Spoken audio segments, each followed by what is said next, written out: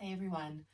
So this is going to be a short, probably 10 to 15 minute practice that you can use if you are working with some type of back pain or if you want to prevent back pain. If you want to really think about it in terms of building a more robust back. And I've talked a little bit about this, but when you think about your body in terms of being robust, robust is when your body can accept and do different movements under a whole variety of conditions, right? So basically, do what you want to do as you move through real life.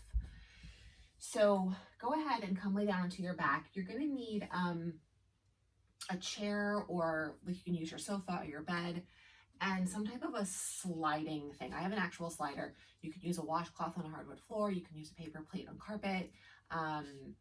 You can use some type of other smooth plastic thing that you can move around. Get creative. And then come lay down onto your back. So one of the most important and underrated movements that we do or have is breathing. And breathing is one of the first places that you want to look at if you're dealing with pain or if you want to start becoming more robust. And we're starting out lying on our back. You guys may have heard me talk about this before, but the floor is a very safe place for your nervous system when you're lying on the ground. You can't fall. There's not really many places to go. So a lot of times your body will allow you to do more things on the ground than it will allow you to do actually standing up. So you can start here, have your hands rest on your belly. Begin to notice your breath, and you want to try to breathe through your nose. That's actually really important. If you're very congested and you can't, okay, breathe through your mouth. But if you are able, definitely breathe in and out through your nose. And you want to start to find a little bit of a pattern or a rhythm using a 4 count. So a 4 count in and a 4 count out. So I'll go through that a couple of times. Inhaling for 1, 2, 3, 4. Exhale, 4, 3, 2, 1. Inhale, 1, 2, 3, 4. Exhale, 4, 3, 2, 1. So you can continue on with that. And then I want you to begin to notice the movement that's happening as you breathe, or maybe the lack of movement. And what you want to look for is movement of the pelvis, the rib cage, and the head. So as you inhale, there's a natural expansion and lift of the rib cage.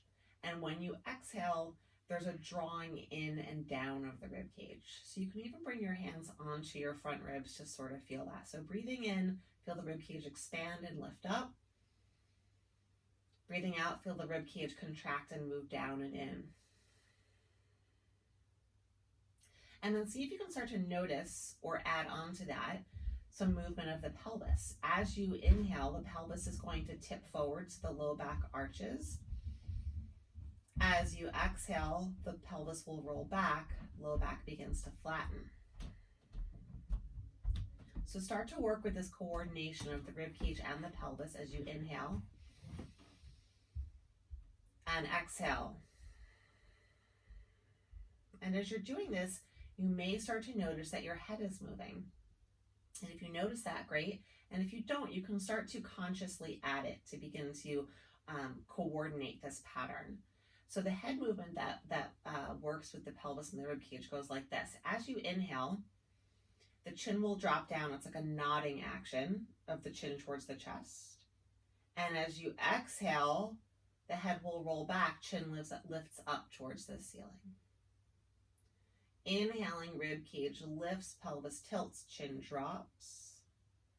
Exhale, rib cage rolls back, pelvis rolls back, head lifts up. Try that a few more times, breathing through your nose.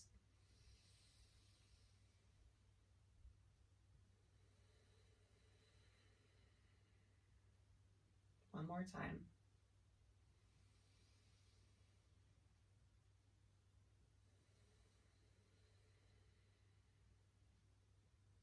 And let that go.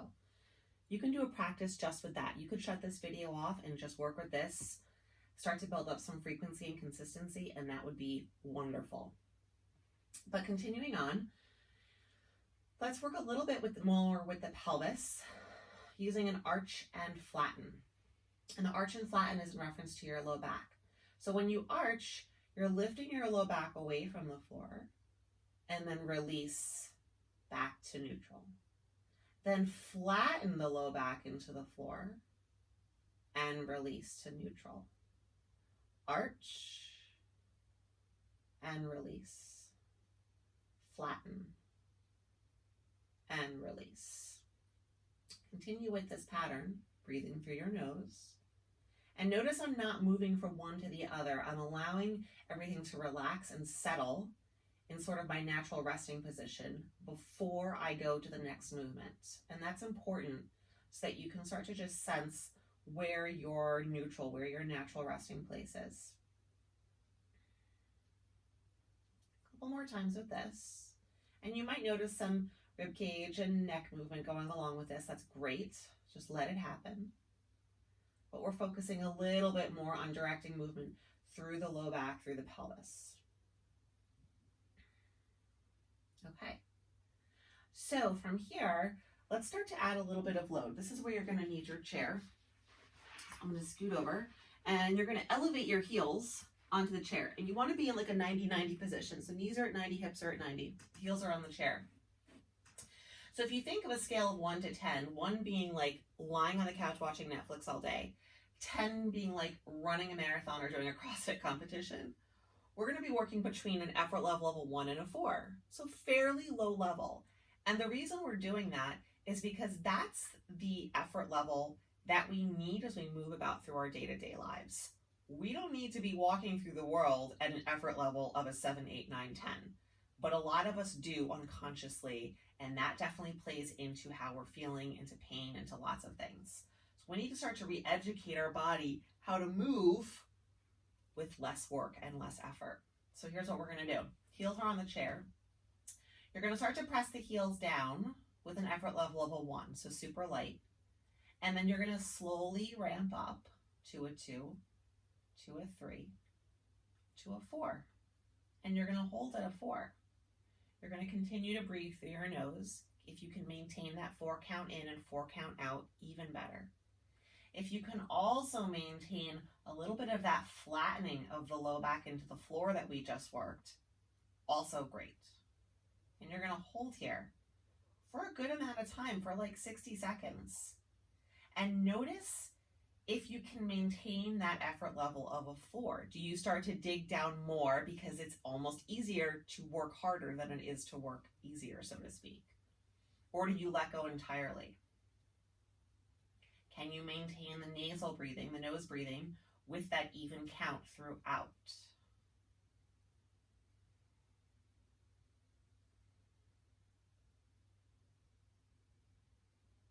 And the length of time, the 60 seconds or even more, if you want to pause the video and add on, is important because your nervous system needs time to adapt. And we are communicating with our nervous system right now in a very big way. We're starting to teach our nervous system how to better tolerate and transmit load from our foot up through our leg into the midline of the body and better distribute load that comes in. And then go ahead and relax. So you could repeat that a couple of times, right? If you're doing this video and you're in pain, you're going to want to progress slowly and you're going to want to keep your pain level super low, like a 1 or a 2.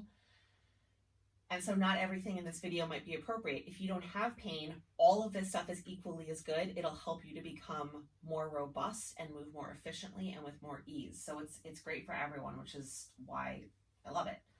So a progression would be to put the balls of your feet on the chair or the sofa or wherever you are and do the same thing. But notice you want to keep the foot fairly neutral. You don't want to flex a lot. You don't want to point a lot. You want to keep the foot kind of relaxed.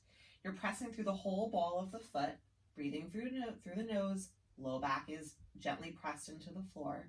And slowly ramp up from a 1 to a 2 to a 3 to a 4. And again, can you hold here? Breathing through your nose.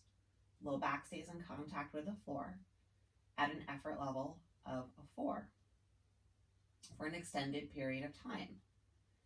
Now, if you want to, again, progress this, once you get to that effort level of a 4, you can start to slowly lift your pelvis up just a little bit, just get it to hover, and then hold here for the 60 to 90 seconds. And that little hover of a pelvis is going to make things a lot more challenging. It's going to be a lot more load. Maintaining even pressure across the whole ball of the foot is important. Breathing through the nose. Even though the pelvis is lifted up, the low back is still relaxed. Notice if you start to arch at all. And then slowly release. So again, you could add in a few repetitions of that. Okay, so let's come on up and come onto hands and knees. Another great position, close to the ground, but a progression from lying on the floor because you've got less contact. Have your toes tucked here, and we're going to start to do some rock backs. Sending the hips back towards the heels. And you can start to just notice how your pelvis, how your low back move here.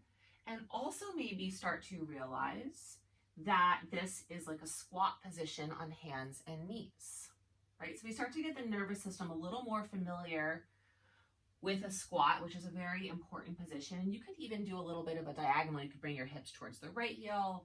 You could bring your hips towards the left heel. Try to really keep the toes tucked so you get some good activation in the front of the ankle and in the shin. And then rock back and let's hold here. And just notice the position, maybe even play around with a little bit of cat-cow here, right? So introducing a little bit of variability into this movement. Press the hands down, press the toes down, right? Add a little bit of load by adding this resistance into the ground, breathing through the nose, and then come back up. All right, so now starting to work through kind of the midline a little bit. You're going to press your right hand and your left knee down into the ground. And when you do that, you're going to feel this nice diagonal line of action. We have a lot of kind of contralateral or diagonal relationships in our body. If you notice, walking is one of them. So it's nice to kind of bring those to the forefront when we're doing a movement practice. Right hand, left knee, press down. Then lift your right leg up behind you and see if you can do it without arching the back, right? We've done kind of a lot of awareness of the pelvis today. So can you lift your leg up without arching the back? So starting to dissociate what's happening from the hip from what's happening at the midline, meaning kind of through your spine in the center of the body. And then start to make some circles.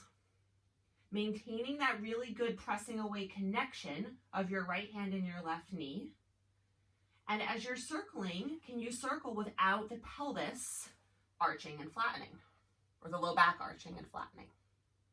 Can you maintain nose breathing, 4 count in, 4 count out? And then come back down and switch sides.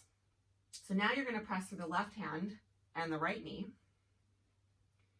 Lift the left leg up, right? Keeping the low back even a little bit rounded. Start to find your circles without allowing that low back to move, right? So the hip is moving without the help of the low back. Do a bunch of circles in one direction. Do a bunch of circles in the other direction. Breathing through your nose. And then come down. All right, last thing for this video, you're gonna grab your slider and we're gonna work in some twisting and some reaching.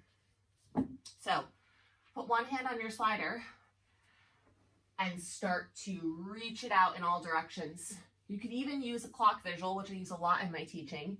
If you imagine that your body is the center of the clock and in front of you is the 12, out to the right is the 3, back behind you is the 6. You want to try and reach this slider to as many numbers as possible. Get creative. See how I'm going between my legs to get to the 6. There's no right or wrong here. And I want you to imagine that the clock numbers are as far away from you as possible. So there's a big reaching action. And then switch hands and do the other side.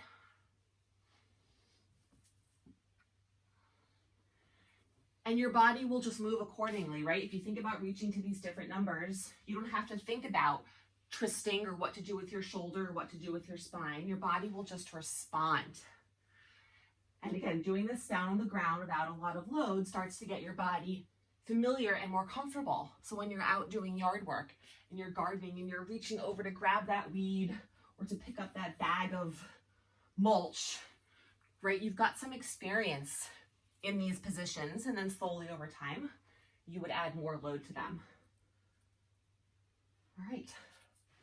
So there you go. That's about a 15-minute practice to start to build more robustness and capability through the center of the body. Let me know if you have any questions.